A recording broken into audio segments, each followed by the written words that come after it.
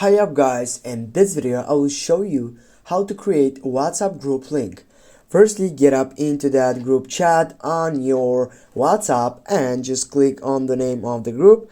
Then what you need to do, simply when you scroll down, you're gonna find invite via link. Just click on that section, and here guys, as you can see, says anyone with WhatsApp application can follow this link to join this group. Only share it with people you trust.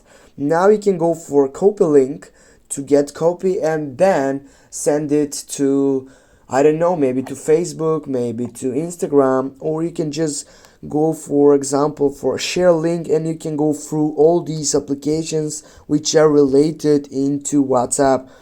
And for example, we will go with, I don't know, with Snapchat, and it will be selected right here. Here I need to choose a person that I want to send it. I will go for this one.